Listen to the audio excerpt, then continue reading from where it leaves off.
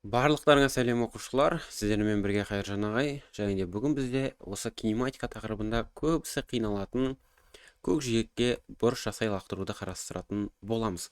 Жалпы көкжиекке бұрыш жасай лақтыру дегеніміз не десеңіздер, осы бір кинолардан, мультфильмдерден көрген болсаңыздар, зеңбіректен оқ атқанды байқаған шығарсыздар. Зеңбіректен оқ ату бізде оны біз ғылымда негізінде баллистика деп атайды. Баллистика. Яғни айтқанда осы бір көкжиекке бұрыш жасай лақтыруды. Ал енді бұл ғылымда осылай аталады екен. Енді көкжиекке бұрыш жасай лақтырылған дененің траекториясы қандай болады деген ұбд-да оңай сұрақ келетін болса, сіздер мына бір суретте көріп тұрғандарыңыздай, суретте тармағы төмен қараған парабола. Бұл сіздерде ең алғашқы екі оңай сұрақ болып табылады осы бір көкжиекке бұрыш жасай лақтыру тақырыптары бойынша. Келесі бетке көшетін болсақ, бізде келесі бет проекция. Көкжиекке бұрыш жасай лақтыруда қандай проекция бар десеңіздер, бізде білесіздер, қандай да бір бастапқы жылдамдықпен лақтырылатын. Осы бір жерден, давайте мен бір ашық цвет ала салайын. Осы бір нүктеден бастапқы жылдамдықпен бізде лақтыратын білесіңдер, Енді ол көкжиекке қандай да бір альфа бұрыш жасап тұрған себепті, оның Y және де X осьтеріндегі проекциялары болады. Ол қандай? Бізде көріп тұрғандарыңыздай, мына бір Y осінде мына жерден басталып, бізде дәл лақтыру нүктесін бастап, V нолевой Y деген Y осінің проекциясы болады. Ал енді оңға қарай бізде лақтыру нүктесінен оңға қарай ол жерде V нолевой X, яғни қанда X осінің бастапқы жылдамдығының проекциясы болып табылады. Енді олардың формуласы қандай десек, біз үш бұрыш қарап алсақ болады, Мысалға, мынандай бір үш бұрыш болсын. V нолевой болсын мына жақ, давайте бүйтейік. Мына жағы V нолевой болсын. Оңға қарай кеткен бізде V нолевой X болсын. Ал жоғарға қарай кеткен бізде V нолевой Y. Ал мына жердегі бұрыш сіздерде альфа градус. Енді біз екі проекция ала аламыз бұл жерде. Ол біреуі Y және X осінің.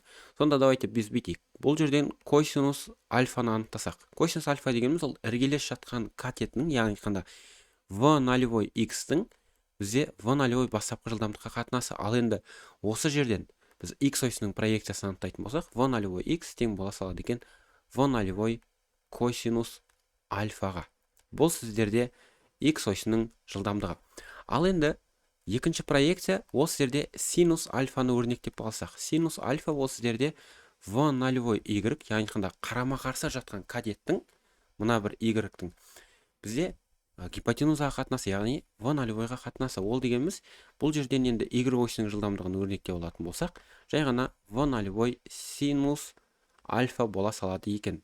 Сонда бізде анықтадық қазіргі таңда бастапқы жылдамдықтың X және де Y осьтеріндегі проекциялар. Бізге қажетті болатын ең маңызды екі проекцияның теңдеуі осы. Келесі бетке өтетін болсақ, давайте, келесі бетте біз не туралы айтамыз? Қозғалыс түрі. Қозғалыс түрі OY осі деп бергенмін. Бұл жерде енді тек қана OY осі емес, бұл жерде OX осі де бар. Енді қарайық, сіздерде осы бір көкжиекке бұрыш жасай лақтырылған тақырыптарда, как всегда, түртіп алатын нәрсе, жігіттер қыздар, мына бір X осіндегі дененің жылдамдығы константа, яғни айтқанда константа дегеніміз ол тұрақты деген сөз. Ал жылдамдық тұрақты болатын болса, мына бір X осінде үдеу бізде нөлге тең деген сөз. Үдеу нөлге тең. Айтқанда жылдамдық тұрақты, үдеу нөлге тең болатын болса, ол сіздерде қандай қозғалыс түріне жатады? Ол бір қалыпты қозғалысқа жатады екен. Қозғалыс.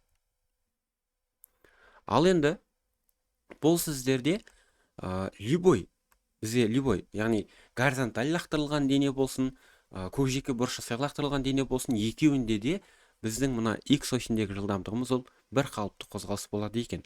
Ал енді екінші түртіп алатын нәрсе бізде Y осінің жылдамдығы. Y осінің жылдамдығы бізде тұрақты шама емес. Онда не үшін? Өйткені оның y осіндегі үдеуі бізде еркін түсу үдеуіне тең.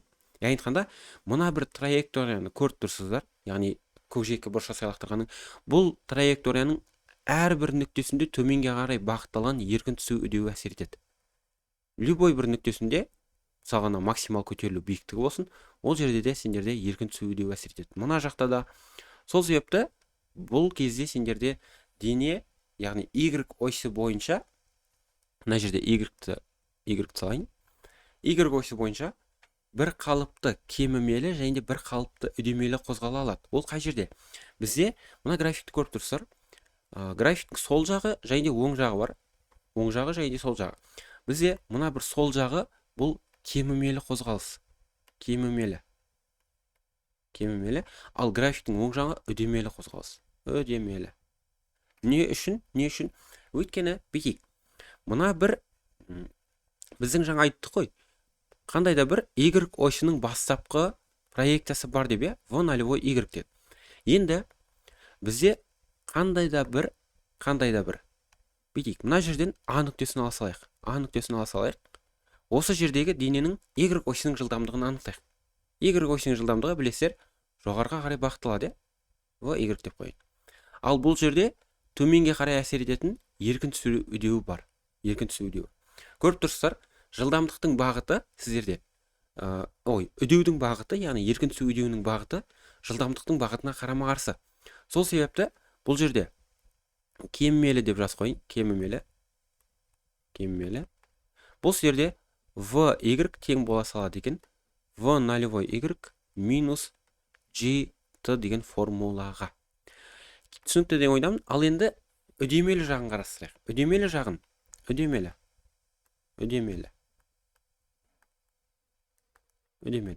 Енді ол кеммел қозғалып келеді. Және де мына бір максимал көтерілу биіктігінде, мына бір нүктеде де оның y осының жылдамдығы 0-ге тең болады. Тек қана бізде x осының ғана жылдамдығы болады бұл жерде. Ал енді ол бастапқы v нолевой y жылдамдығы 0-ге тең, бірақ та төменге қарай g деген еркін түсу үдеуі әсер етеді ғой. Енді мысалға мына жерден бір b нүктесін алайықшы. Осы жерде көріп тұрғандарыңыздай сіздерде еркін түсу үдеуі төменге қарай бағытталған, және де y осының жылдамдығы да төменге қарай бағытталады. Сонда қараңыздар. Үдемелі бағытта қозғалған кезде оның теңдеуі v y тең бола салады екен gt-ға. Өйткені оның ең бір максимал биіктігінде y осының жылдамдығы 0-ге тең. Бұл жағдайда енді y осының жылдамдығын екі жағдай үшінде бізде түсініп біле білген дұрыс. Өйткені ұбт-да екеуі де келіп қалуы мүмкін. Хорошо? Түсінікті деп ойдамын. Енді мынау сендерде қандай қозғалыс болып табылады десеңіздер, бұл тең айнымалы қозғалыс. Тең айнымалы қозғалыс. Ал енді кинематиканың бастапқы тақырыптарынан білесіздер, тең айнымалы қозғалыс дегеніміз ол тең үдемелі және тең кемімелі қозғалыс болып табылады. Келесі слайдқа өтейік. Келесі слайд бізде лездік жылдамдық дейді. Лездік жылдамдық дегеніміз не десеңіздер, көбісі бір түсінбей жатады. Ол қандай жылдамдық? Ол бастапқы жылдамдыққа тең бе, немесе проекцияларына тең бола ма деген сұрақтар келіп жатады. Жоқ. Бүйтейік. Оның білесіздер, бастапқы лақтырған мезетінде оның бастапқы жылдамдығы болатынын.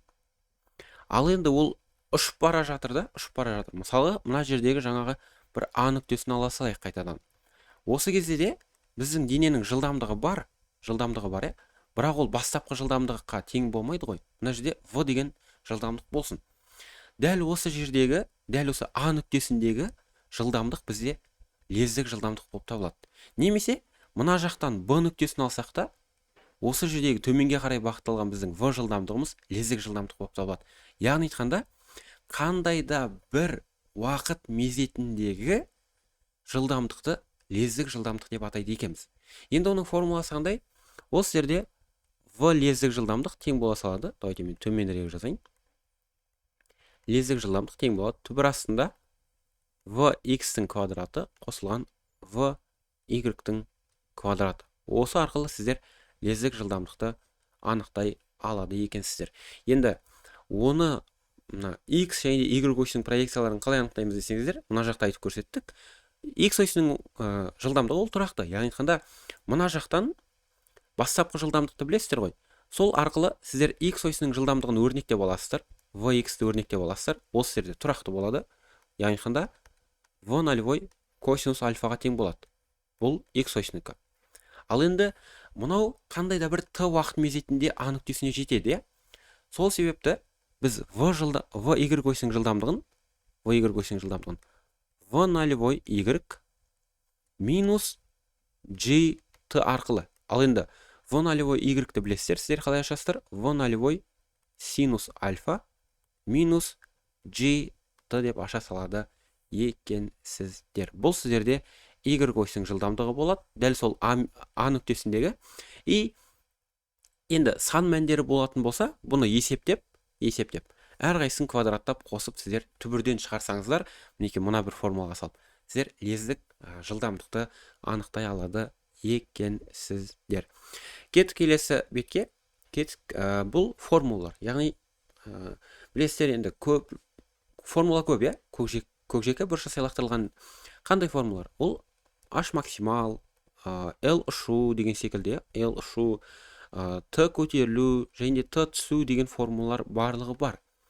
Давайте біз басынан бастап жазып шығайық. Неден бастаймыз? Біз түсу және де көтерілу уақыттарынан. Көтерілу уақыты. Көтерілу.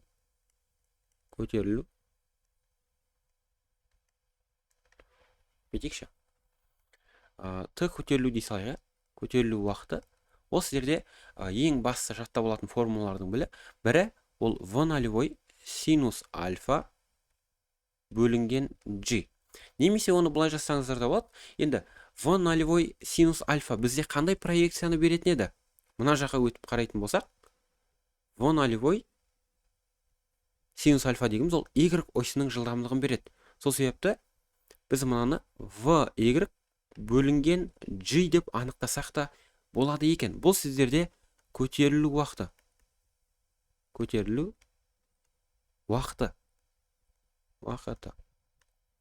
Ал енді түсу уақыты десеңіздер, түсу уақыты дәл осы формулаға теңеседі.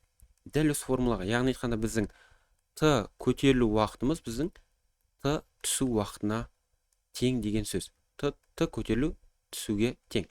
Ал енді ұшу уақыты десекші. Ұшу уақыты дегеніміз Т ұшу. Ол сіздерде мына бір көтерілген уақытпен түскен уақыттың қосындысына тең. Ал енді екеуі бірдей болатын болса, біз 2 Т көтерілу уақыты деп жаза аламыз ба? Сонда 2 көбейтілген V0 синус альфа бөлінген G формуласы бізде қолданылады екен. Бұл сіздерде ұшу уақыты. Енді бізде не қалды? Бізде көтерілу, яғни максимал көтерілу биіктігі. Енді H максимал деп жазып қояйық. H максимал. Көріп тұрғандарыңыздай, максимал биіктігі ол Y осі бойынша қарастырылып тұр. Яғни мынау сіздерде Y осі десек те болады ғой. Сонда біз мына бір жерді бүйтейікші. Мына бір жерді Y осінің бір координатасы деп алатын болсақ, сіздер y квадрат бөлінген 2g формуласын қолданыла алады екенсіздер. Ал енді y дегеніміз қандай еді ол? V0 синус альфа ғой. Сыртында квадраты бар. Бөлеміз бұны 2g-ға. Сонда V0 квадрат синус квадрат альфа бөлінген 2g. Бұл сіздерде ең максимал көтерілу, максимал биіктігі. Соңғы формула бізде ол ұшу қашықтығы. L ұшу десек те болады. L ұшу. Ол енді көріп тұрсыздар, мына бір X осының проекциясымен қарастырылып тұр, x осінде орналасқан, сол себепті біз сол бағыттағы жылдамдықпен ұшу уақытының көбейтіндісін ала салсақ болады. Яғни айтқанда l ұшу дегеніміз ол x осінде орналасқандықтан vx көбейтілген t ұшу десек те болады екен. Не үшін ұшу уақыты? Өйткені ол мына жақтан қозғалып барып түседі ғой. Дәл осы нүктеге түскен кезде бізде жалпы ұшу уақыты жұмсалады екен. Сол себепті енді v нолевой косинус альфа деп ашатын болсам, көбейтілген ұшу уақыты менде білесіздер 2 көбейтілген v нолевой синус альфа бөлінген g. Енді математиканы еске ала отырып, 2 синус альфа көбейтілген косинус альфа. Ол сіздерде бір формуланы береді, қысқаша көбейту десек те болады, или қалай айтады сіздерде. Біз енді v нолевойға v нолевойды көбейтсек, v нолевой квадрат көбейтілген көбейтілген синус 2 альфа бөлінген g. Бұл сіздерде біздің ұшу қашықтығының формуласы екен. Ұшу алыстығы десек те болады. Алыстығы. Все, барлық формулаларды біз қорытып, не екенін анықтап жазып бердім деген ойдамын. Енді біз практикалық есептерге көшсек. Бірінші есеп бізде мынандай болсын. Көкжиекке 45 градус бұрыш жасай, 10 метр секунд жылдамдықпен лақтырылған дененің ұшу алыстығы. Біз формуласын жап-жаңа жаздық, уже ұмыт қалмаған шығарсыздар. L ұшу, ол сіздерде v нолевой квадрат синус 2 альфа бөлінген g. Енді қараңыздар, бізде мына жерде синусты да косинусты да беріп қойған деген, енді оларды да қолданып жазуға болады. Но бірақ та біз бүйтсек, v нолевойдың квадраты, яғни 10 метр секундтың квадратын көбейтеміз. Синус 2 көбейтілген альфамыз бізде 45 градус. Бөлінген еркін түсудегі 10. Енді мына жерде квадратпен 10-ды қысқартып жіберетін болсақ, 10 көбейтілген синус 90 градус қалды. 90 градус. Сонда синус 90 градуса ол жалпы бізде 1-ге тең болатын болса, 10-ды 1-ге көбейтетін болсақ, 10 метр деген жауап шыға салады екен. Ал енді біз косинусты да синусты да қолданатын болсақ, l ұшу ол сіздерде манағы бір формула, мінекей, мына жердегі формуланы қолданамыз. Қараңыздар, мінекей, мына жердегі формуланы қолданамыз. Яғни айтқанда v нолевой квадрат 2 синус альфа косинус альфа бөлінген g. Сонда v нолевойдың квадраты, яғни 10-ның квадраты көбейтілген 2, синус альфамыз, яғни 45 градуса түбірасты 2 бөлінген 2, көбейтеміз түбірасты 2 бөлінген 2, бөлінген 10 десем. Енді қараңыздар, 10-ның квадраты мен 10-ны қысқартамын. Мына жерде түбірасты 2-ге түбірасты 2-ні көбейтсем, менде 2 шығады. Жалпы 2 шығады. Сол 2 мен мына бір 2-ні, және мына бір 2-ні қысқартып жіберетін болсам, менде дәл жаңағы 10 метр деген жауап шығады ғой. Екі жағдаймен де шығарсақ та, бізде бір нақты дұрыс жауап шығып тұр екен. Келесі сұраққа өтейік. Келесі сұрақ бізде мынандай бір сұрақ. Дене 20 метр секунд бастапқы жылдамдықпен көкжиекке 45 градус бұрыш жасай лақтырылды. Дененің ұшу уақыты.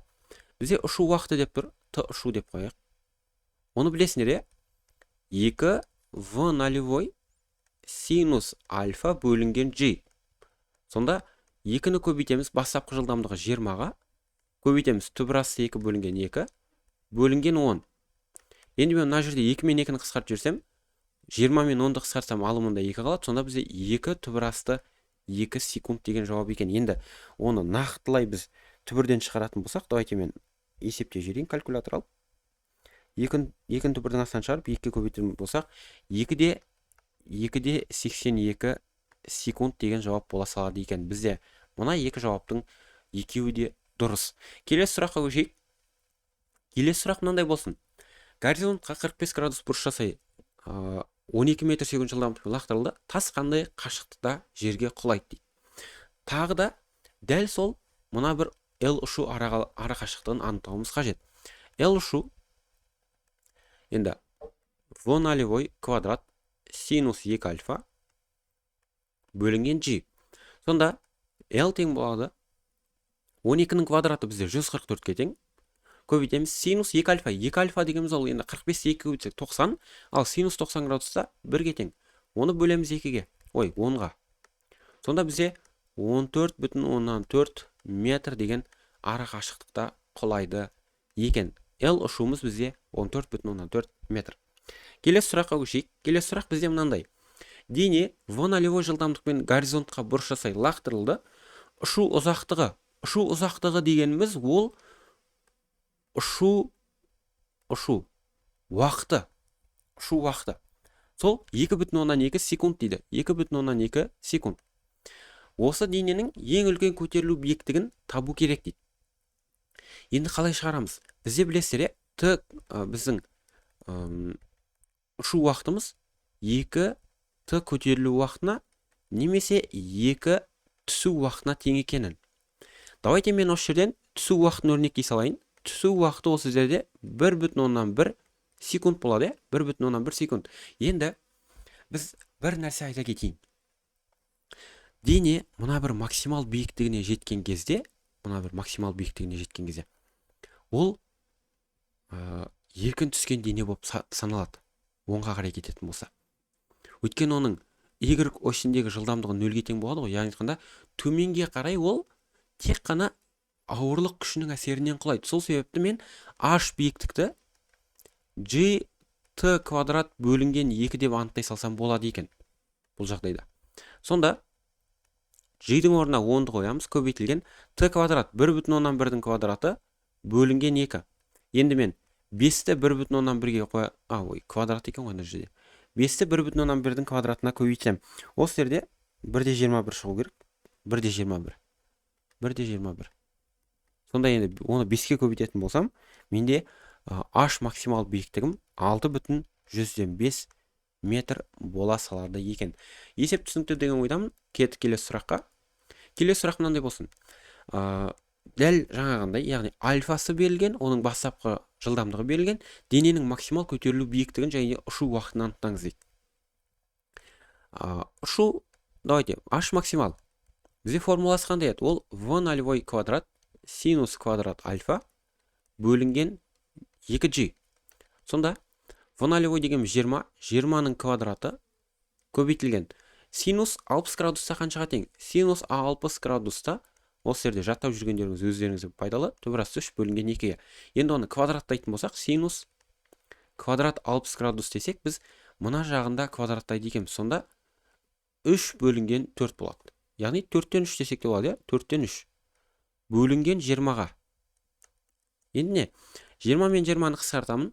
20 мен 4-ті қысқартсам алымында 5 қалады. 5 көбейтілген 3, осы сіздерде 15 метр бола салады екен. Яғни айтқанда олардың көтерілу максимал биіктігі, h максимал бізде 15 метрге тең деген сөз. Ал енді ұшу уақытына келетін болсақ, ұшу уақытында дәл солай анықтай аламыз. Осы жерде 2 v0 синус альфа бөлінген g. Жай ғана бір формулаға салу арқылы есептің барлығын шығара берсек болады. Сонда 2 көбейтілген 20 көбейтілген түбірасты 3 бөлінген 2 бөлінген 10 десем. Бұл жерде қанша? 20 мен 10-ды қысқартсам 2 қалады. 2 мен 2-ні қысқартсам бізде 2 түбірасты 3 деген сан қалады екен. Ол сіздерде түбірасты 3 енді 1,78 болу қажет, қателеспесем. 1,73. 1,73-те 2-ге көбейтетін болсам, менде ұшу уақыты бізде 3,46 секунд екен. Бұл сіздерде енді ұшу уақыты, ал мынау бізде h максимал көтерілу биіктігі болып табылады. Есеп түсінікті деген ойдамын. Келесі сұраққа. Енді мынандай бір дене көкжиекке 60 градус бұрыш жасай 20 метр секунд жылдамдықпен лақтырылды. Мына жақта есептің дальше жалғасын жазуды ұмытып кеткем, қателеспесем. Бізде мына жерде 2 секундтан кейінгі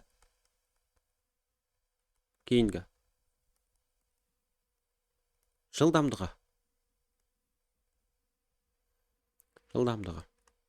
Енді мана айттым, қандай да бір уақыттан кейінгі оның жылдамдығы, қандай да уақыт мезетіндегі жылдамдығы бізде лездік жылдамдық болып табылады деп. Дәл сол тақырыпқа бізде есеп келіп тұр екен. Қарайық. Бүйтейікші.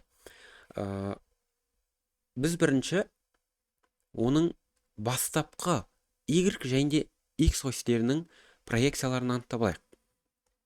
V0x ол жерде в нолевой косинус альфа, иә. Сонда 20-ны біз 2-ден 1-ге көбейтетін болсақ, осы жерде 10 метр бөлінген секунд екен. Бұл бізде бастапқы x осінің және де жалпы x осінің жылдамдығы десек болады. Өйткені ол тұрақты, иә, x осінде.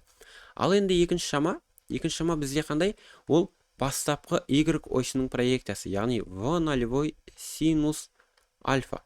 Сонда 20-ны біз түбірасты 3 бөлінген 2-ге көбейтетін болсақ, 10 түбірасты 3 екен. Яғни түбірасты 3 дегеніміз 1/73 болса, бұл 17/3 метр бөлінген секунд. Яғни қанда бастапқы y осының жылдамдығы осы болып тұр екен. Енді қараңыз. 2 секундтан кейінгі жылдамдығы.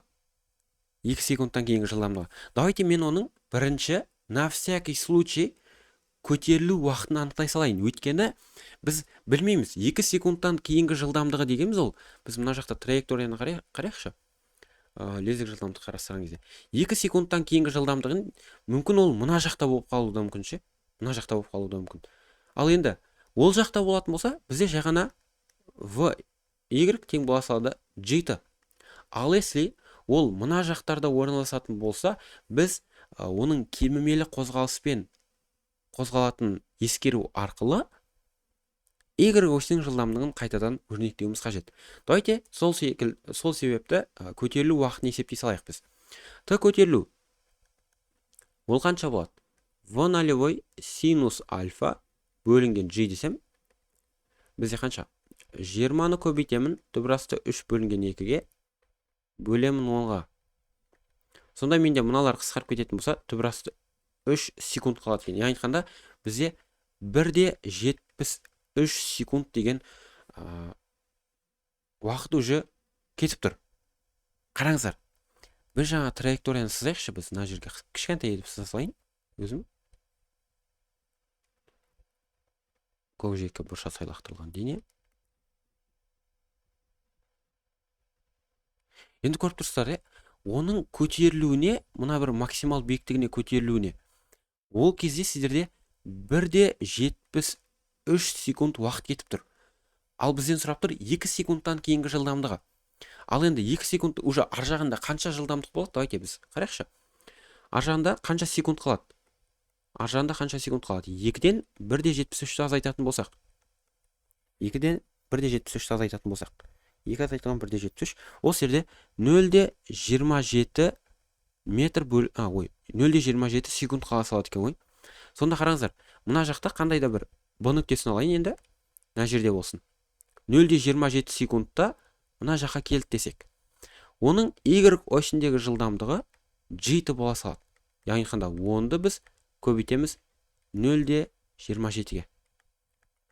Ол дегеніміз 2,7 десек те болады. 2,7 метр бөлінген секунд. Ал енді дәл сол мезеттегі жылдамдығын анықтау үшін бізде білесіздер, y осіндегі жылдамдық бізде төменге қарай бағытталады, x осіндегі жылдамдық оңға қарай, ал дәл сол мезеттегі жылдамдығы бізде мына бір Пифагор арқылы анықталады екен. Сонда лездік жылдамдық тең болады vx-тің квадраты қосылған vy осінің квадраты.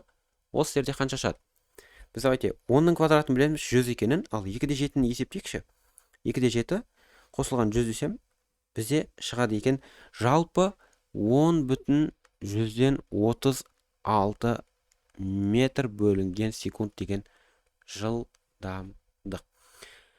Осы бізде 2 секундтан кейінгі жылдамдығы болып табылады. Енді мүмкін мына жерде басқа уақыт болуы да мүмкін, бірақ басқа уақыт болса да дәл осылай сіздер тексеріп есепті толықтай шығаруға жұмыстануларыңыз қажет. Біз келесі есепке көшейік. Келесі есеп мынандай болсын. Массасы 2 кг дене көкжиекке 30 градус бұрыш жасай, мынанша жылдамдықпен лақтырылды. Лақтырылғаннан кейін 3 секунд өткен сәттегі дененің кинетикалық энергиясын анықтаңыз дейді. Біз жаңағындай, давайте бүйтейік. Бастапқы y және x осьтерінің жылдамдықтарын анықтап алайық. Осы жерде білесіздер, уже формуланы 40 көбейтілген түбірасты 3 бөлінген 2 десем. Осы жерде 20 түбірасты 3 болып тұр, 20 түбірасты 3. Ал y осінің жылдамдығы ше бастапқы. Осы жерде 40-ты көбейтеміз 2-ден 1-ге. Осы жерде жағына 20 метр бөлінген секунд болады екен. Енді біз жаңағындай етіп тексеріп алуымыз қажет. Ол 3 секундта қай жағында орналасады? Сол жағында ма, оң жағында ма? Біз көтерілу уақытын анықтайық. Көтерілу уақыты v нолевой, яғни қында біз 40 көбейтеміз. Синус альфа дегеніміз ол 2-ден 1 бөлінген 10. Бұл жерде бізде 2 секунд шығып тұр ғой. Қарасаңыздар, 2 секунд шығады. Сонда біз жаңағы траекторияны салайық қайтадан.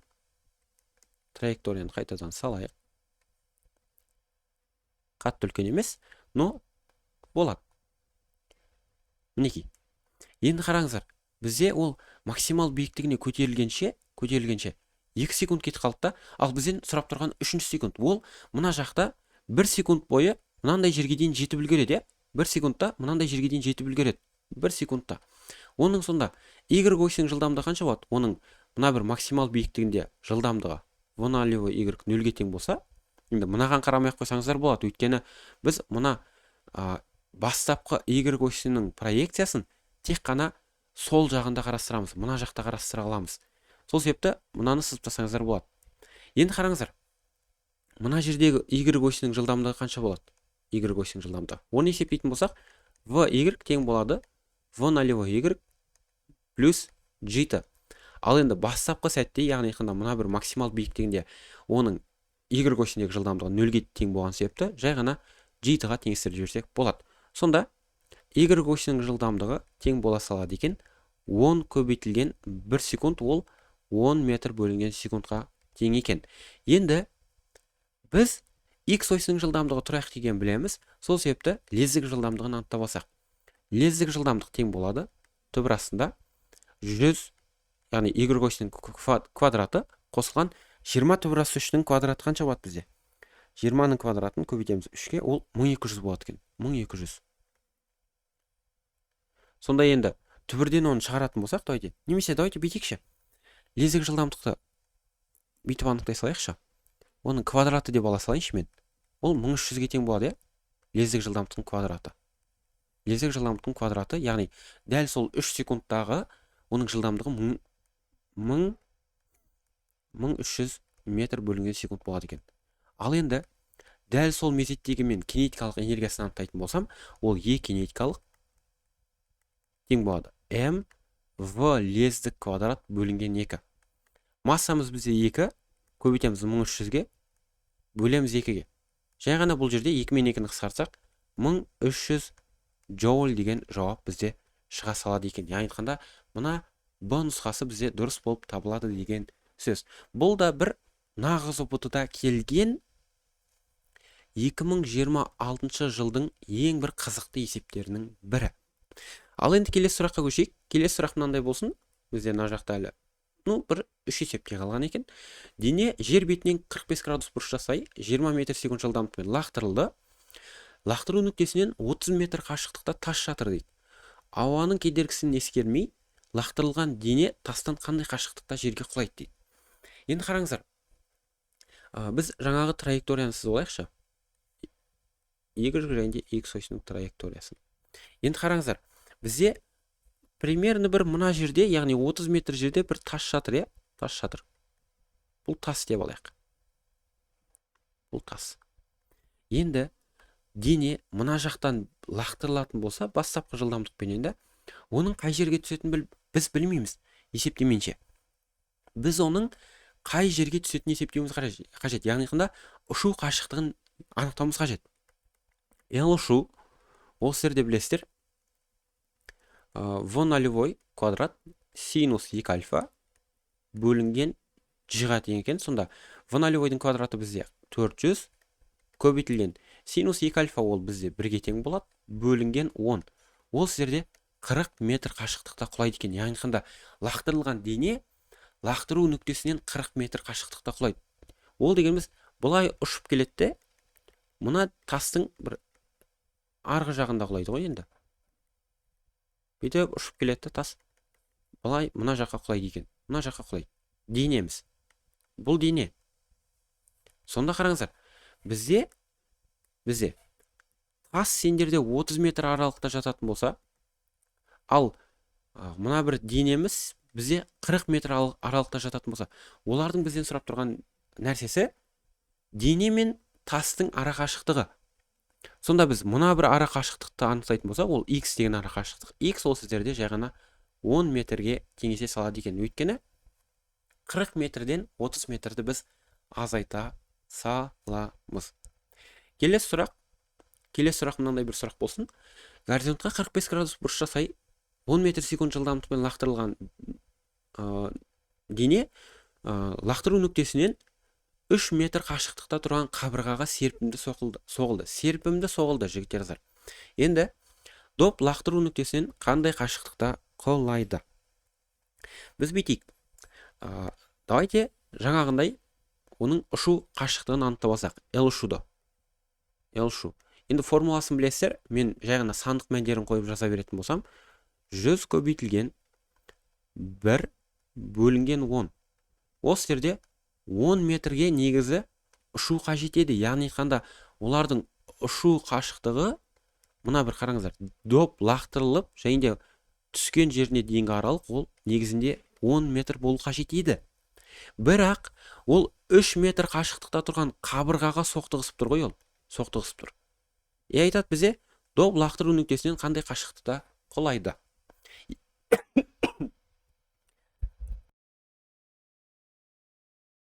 Если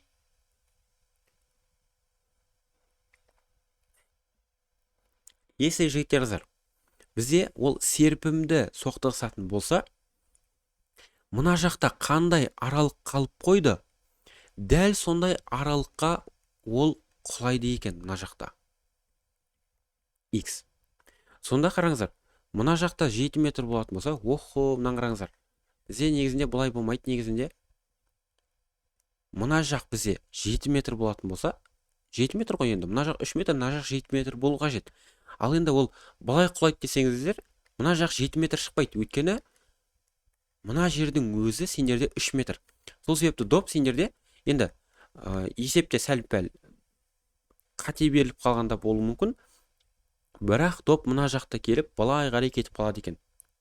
Яғни айтқанда, қараңыздаршы, мына фото жоқ деп елестетейік енді. Мына фото жоқ деп елестетейікші. Жоқ деп елестете салайық. Мына жаққа өзіміз салайын.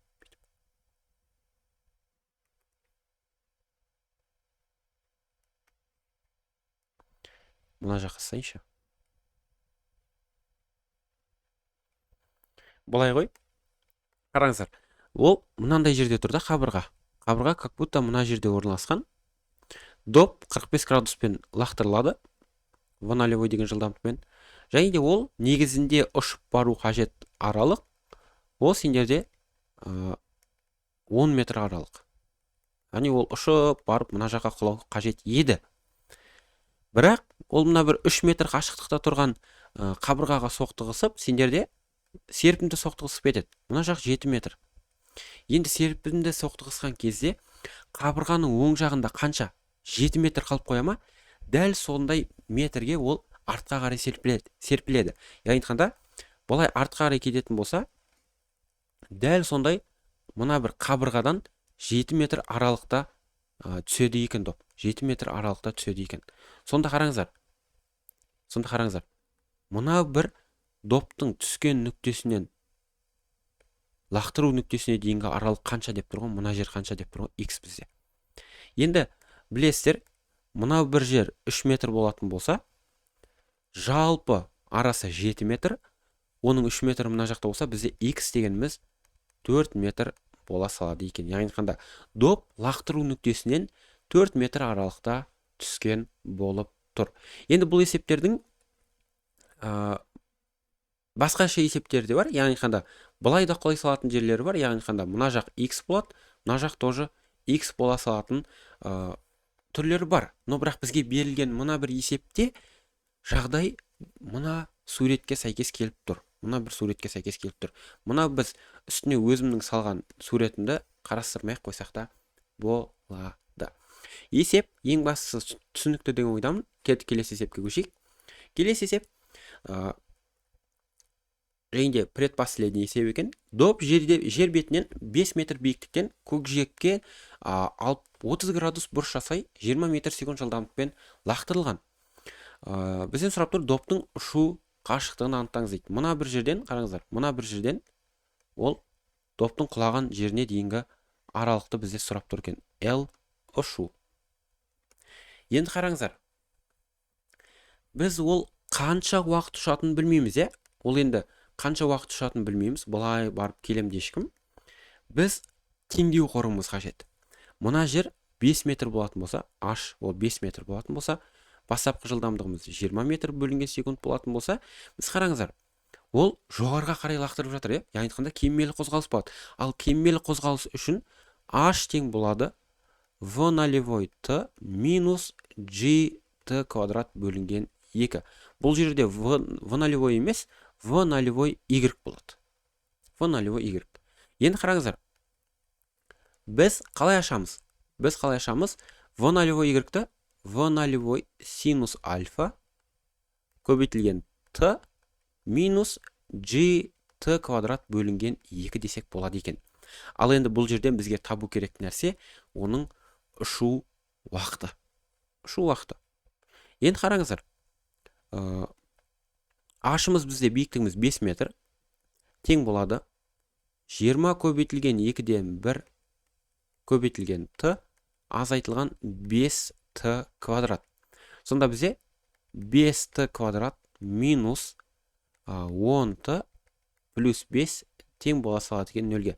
Жалпы теңдеуді мен 5-ке бөлетін болсам, t квадрат минус 2t плюс 1 тең бола салады екен 0-ге. Енді мына жерде біз ветті қолдана аламыз ба? Көбейтіндісі 1-ге, қосындысы 2-ге тең болатын сандар. Ондай сан жоқ секілді, бізде. Бұлайша анықтайтын болсақ. Давайте біз дискриминантқа сала салайық лучше. Дискриминант не дейді? v квадрат минус 4асы дейді. Сонда 4-тен азайтамыз. 4 көбейтілген 1-ді. Енді мына жерде бізде 0 шығып кетейін деп тұр ма? 0 шығып кете ма бізде? 0 болатын болса, оның тек қана бір түбірі болады ма қалай? 0 болатын болса, бір түбірі болу қажет, Давайте біз анықтап көрейік. T тең болады екен. T тең болады. Қандай? Минус v плюс түбірасында дискриминант бөлінген 2a. Енді қарайық. Сонда минус 2 дегеннің орнына минус 2-ні қоятын болсақ, мына жаққа бөлінген 2 көбейтілген 1. Аха, бізде не шығып кетті? 1 секунд шыға ма бұл жерде? 1 секунд шыға ма? Біз әлде қате кетіп қалдық мына жерде. Если 0-ге тең болса, ол бір түбірі болады, 1-ге тең болса еді? Қалай еді өзі? Давайте жалғастырып көре берейік.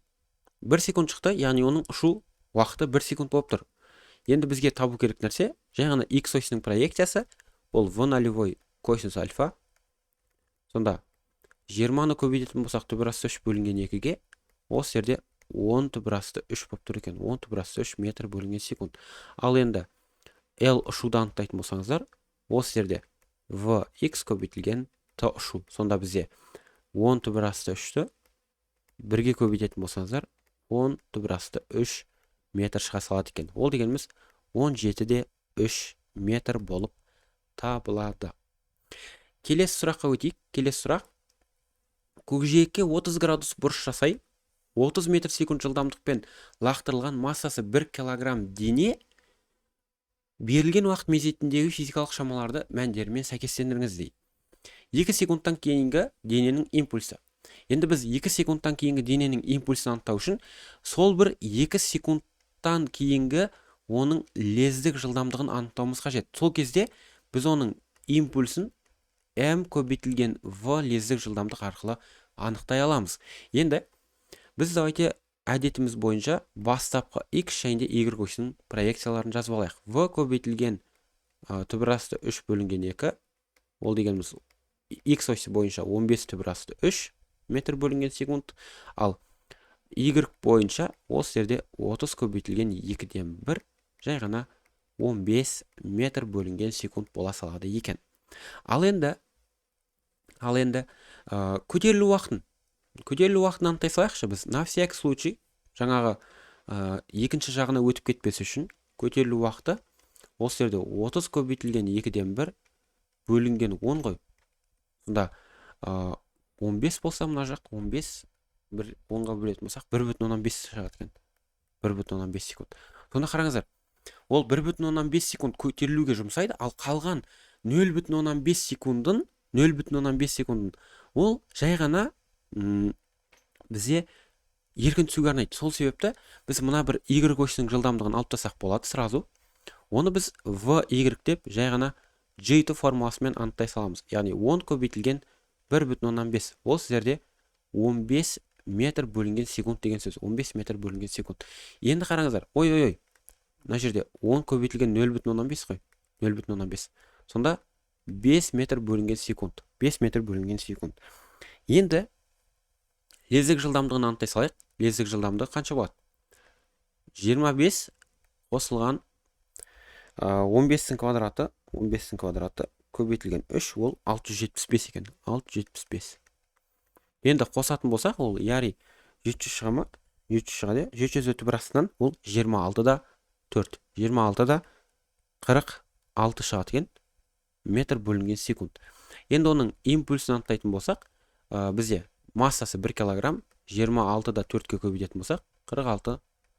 Онда 26-да 46 килограмм метр бөлінген секунд деген жауапты алады екенсіздер. Сонда біздің мынау бір шыққан мәніміз ол импульстың сандық мәні. Ондай жауап бар ма? А нұсқасына сәйкес келетін бізде жуықтап 26-да 5 деген жауапқа сәйкес келеді екен, е? Енді оның 1,15 секундтан кейінгі күш импульсінің модулі. Күш импульсінің модулі ол сіздерде P тең болады F көбейтілген дельта T. Дельта T-ны енді біліп тұрсыздар, яғни 1,15 секунд деп тұрған себепті, оның уже уақыты берілген 1,15 секунд. Бізде жай ғана табу керек күш. Ол қандай күш десеңіздер, бұл жағдайда тек қана бізде ауырлық күші ғана ескеріледі. Көкжиекке бұрыш жасай лақтырылғанда тек қана ауырлық күші. Сол себепті ауырлық күші оның mg-ға тең десеңіздер, массасы 1 килограмм, g-міз бізде 10, сол себепті 10 ньютон десек те болады. 10 ньютон десек те болады. Ал енді оның күш импульсын анықтайтын болсаңыздар, F дельта T 10-ды көбейтесіздер 1,15-ке, жай ғана 15 ньютон көбейтілген секунд десеңіздер де болады екен. Яғни айтқанда бізде Б нұсқасын мына бір үшінші тұрған жауапқа әкеліп сәйкестендіреді екен. Сонда А2 Б3 деген жауапты белгілеу арқылы сіздер осы 2027 жылы қаңтарда келетін қаңтар ұбытысында жыбы келетін сәйкестендіру сұрағынан 2 балды easy алады екенсіздер. Осымен жігіттер қыздар, бүгінгі біздің көкжиектер тақырыбына арналған қысқаша және де әдемі деп ойлаймын. Қысқаша болмаса да енді ұзақтау болып кеткен болуы мүмкін, бірақ әдемі түсіндірулермен сабағымыз аяқталды. Сіздермен бірге болғанмен Қайыржан ағай, келесі кездескенше.